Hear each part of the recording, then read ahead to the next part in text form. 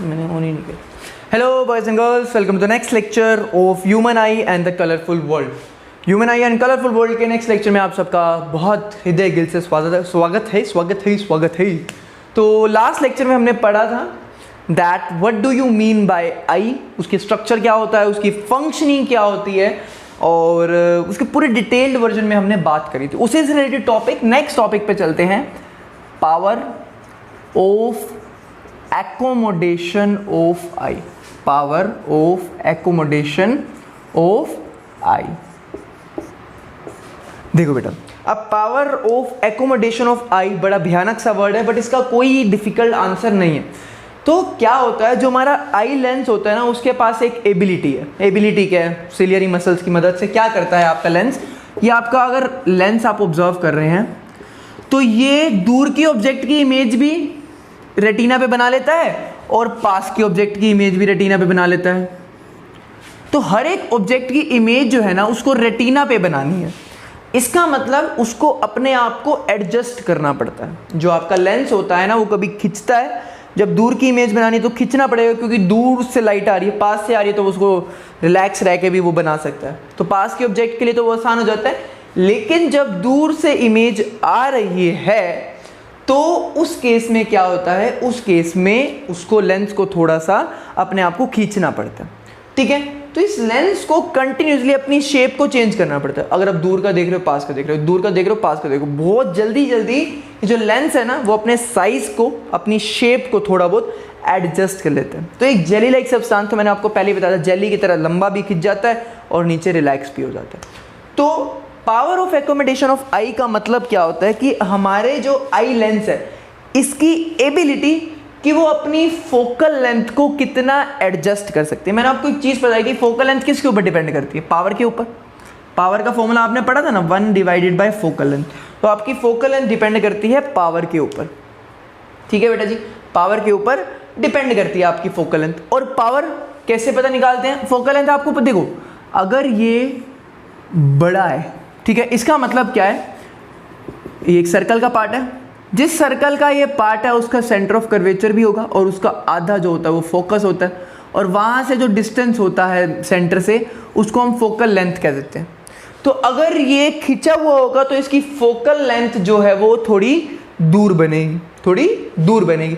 और अगर ये बिल्कुल छोटा सा हुआ तो इसका सर्कल ये रहा, इसका सेंटर यहाँ पे कहीं होगा और फोकल लेंथ यहाँ पे कहीं होगी। सेंटर से लेनी है तो बहुत छोटी बनेगी। इसका मतलब ये अपनी फोकल लेंथ को एडजस्ट कर लेता है। पास के ऑब्जेक्ट के लिए, पास का ऑब्जेक्ट है, फोकल लेंथ पहले बनानी है थोड़ी सी, ठीक है, और दूर के ऑब्जेक्ट के लिए फोकल लेंथ थोड़ी दूर होनी चाहिए। क्यों होनी चाहिए? क्योंकि आपको अपना जो ऑब्जेक्ट है वो हमेशा रेटिना पर ही बनाना है। ये चाहता है इसका ऑब्जेक्ट हमेशा कहाँ बने? रेटिना पर ही बने। ठीक है, तो ये अपने फोकस को एडजस्ट कर लेता है ताकि जो इमेज मिले आपके ऑब्जेक्ट की, वो इमेज हमेशा कहाँ पे मिले? रेटिना पर। इमेज हमेशा कहाँ पे मिले? रेटिना पर। तो क्या होती है पावर ऑफ एकोमोडेशन ऑफ आई की डेफिनेशन, वो देखते हैं। आइए बेटा, तो ये कहता है it is the ability of the eye lens, it is the ability of the eye lens to adjust its focal length, to adjust its focal length in order to obtain a sharp image, in order to obtain a sharp image on the retina. तो एक छोटी सी definition है कि वो eye lens जो है अपनी focal length को कितना एडजस्ट कर सकता है ताकि जो इमेज बने वो हमेशा रेटिना पे बने। रेटिना मैंने आपको बताया था कॉर्नर मोस्ट पॉइंट होता है, स्क्रीन होती है जहाँ पे इमेज बनती है। तो इमेज का बने हमेशा रेटिना पे बने, और आपकी जो नॉर्मल आई है ना, उसकी इमेज हमेशा रेटिना पर ही बनती है।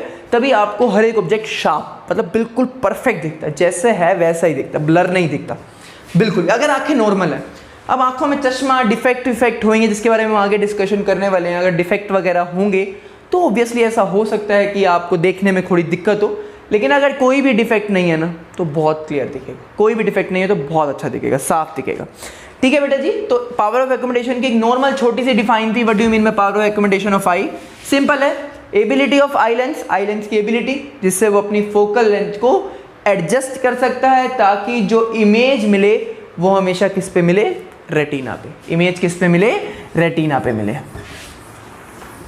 ठीक है बेटा, तो इससे ही अगले टॉपिक पर चलते हैं। आपका नेक्स्ट टॉपिक है near point and far point of the eye. Near point and far point of the आई।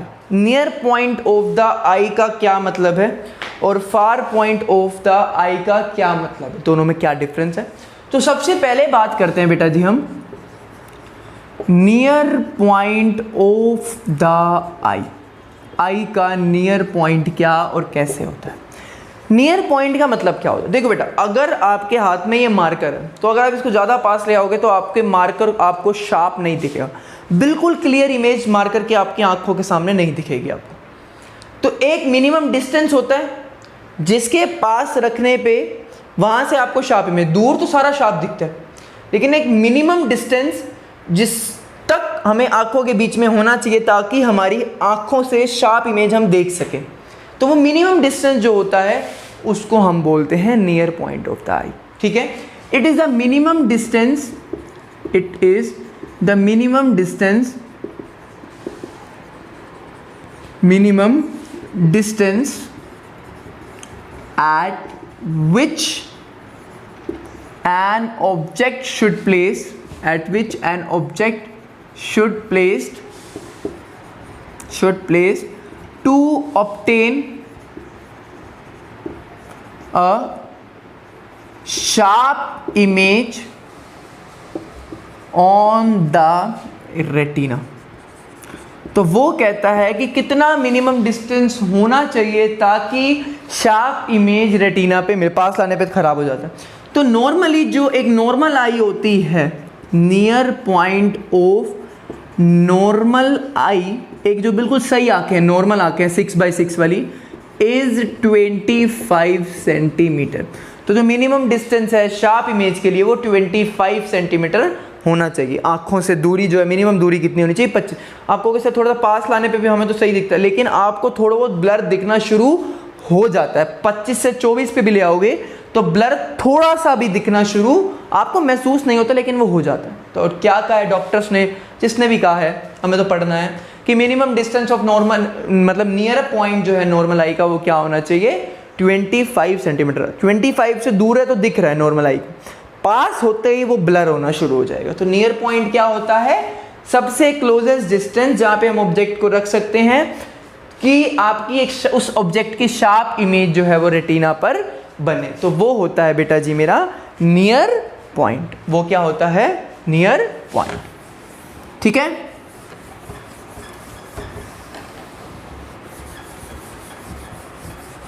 आ लो फिर चलो फार पॉइंट पे चलते हैं। What do you mean by far point? Far point क्या होता है? नियर पास वाला, तो फार सबसे दूर वाला। It is the maximum distance, it is the maximum distance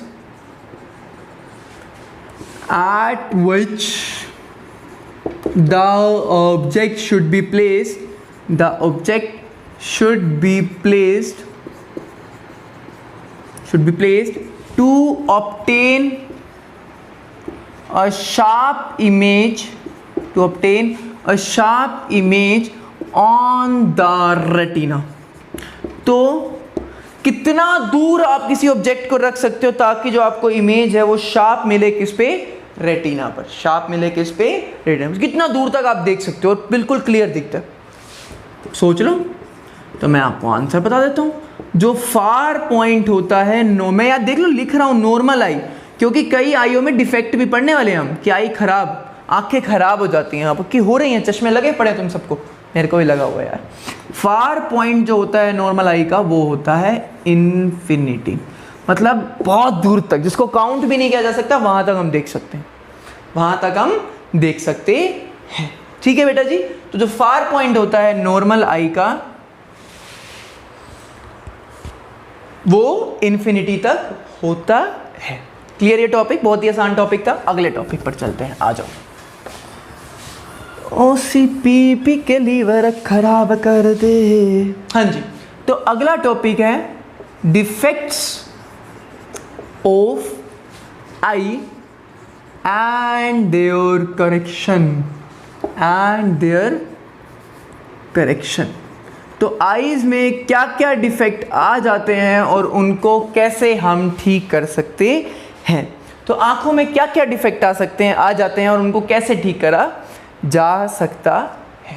ठीक है, तो सबसे पहले डिफेक्ट ऑफ आई का मतलब क्या होता है। डिफेक्ट का मतलब क्या होता है? It is the inability of the eye. It is the inability of the eye to obtain a sharp image on the retina।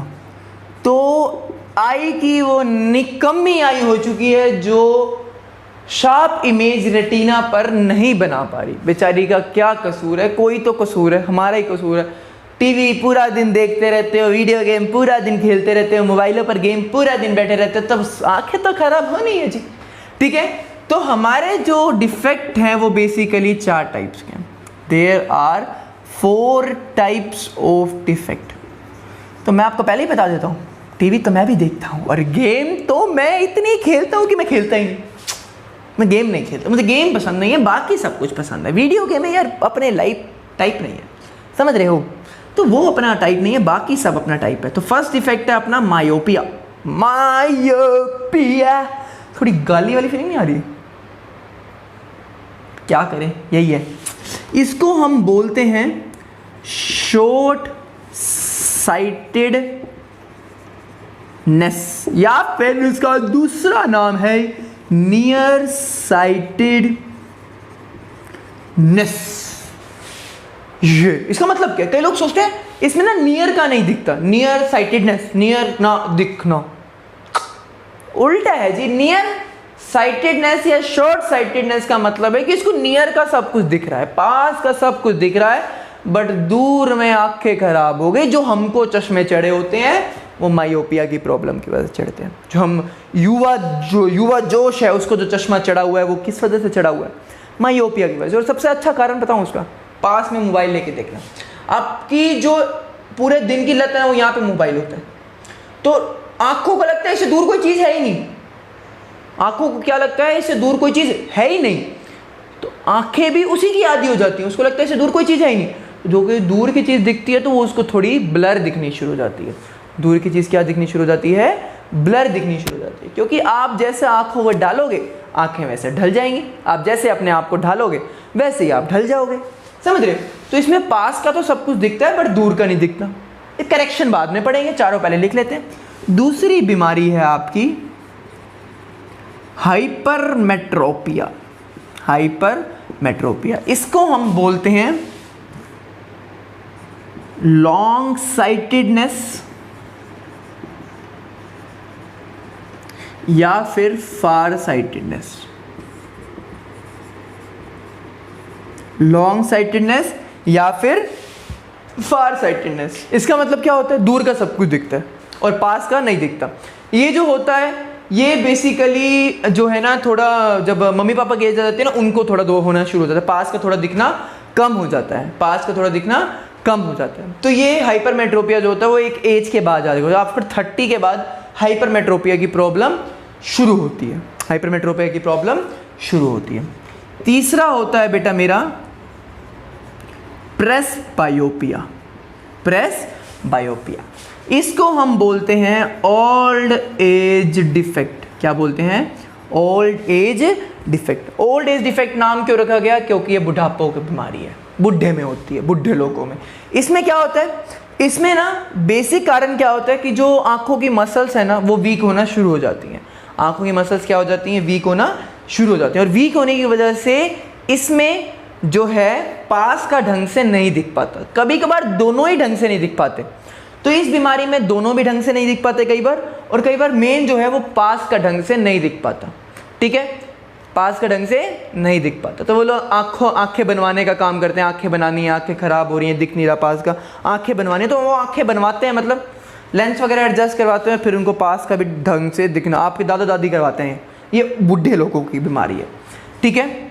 और चौथी बीमारी है आपकी, बीमारी नहीं है, डिफेक्ट आँखों के, ख़राब तो हम नहीं करें। अगली आखिरी है कैटरेक्ट, इसको हिंदी में मोतिया बोलते हैं, मैं हिंदी में लिख देता हूँ, मोटिया लिख दो सुन, तो इसको बोलते हैं मोतिया। मुझे पता नहीं है कि सही वर्ड है, मतलब ऐसे ही लिखते हैं मोतिया। तो मोतिया आपको पता है, काला मोतिया, सफ़ेद मोतिया आपकी आंखों में हो जाता है, तो कैटरेक्ट भी क्या है। और इस कैटरेक्ट का ना ज़्यादा पढ़ना नहीं है, हमें डिस्कशन नहीं करनी, मोतिया होता है, पढ़ना हो तो अपना जब मर्जी मेडिकल लाइन में जाओगे तो जाके पढ़ लेना, इसके ऊपर कभी बोर्ड्स में क्वेश्चंस नहीं आते मोतिया के ऊपर, बट हाँ कभी पूछ रहा है how to cure cataract, cataract को कैसे ठीक कर सकते हैं। कैटरेक्ट को ठीक करने के लिए कोई चश्मा वश्मा नहीं लगाना, ऑपरेशन ही करवाना पड़ेगा। इसका आखिरी और रामबाण इलाज जो है वो ऑपरेशन है। तो होप आपको आज का लेक्चर बहुत अच्छे से समझ में आया होगा। It was an interesting chapter. हमने ह्यूमन आई की स्टार्टिंग कर चुके हैं, 2 लेक्चर्स हमारे पहले ही डल चुके हैं, 3rd लेक्चर आज डल जाएगा, और होप आपको आज का लेक्चर भी बहुत अच्छे से समझ में आया होगा। एंड कंटिन्यूसली स्टडी करते रहिए, अपने लेक्चर्स अटेंड कीजिए, लाइव क्लासेस अटेंड कीजिए, मिलते रहेंगे डेली बेसिस पे, और आपको आज का मजा आया होगा। And thank you guys, have a nice day, it's pleasure talking with you guys.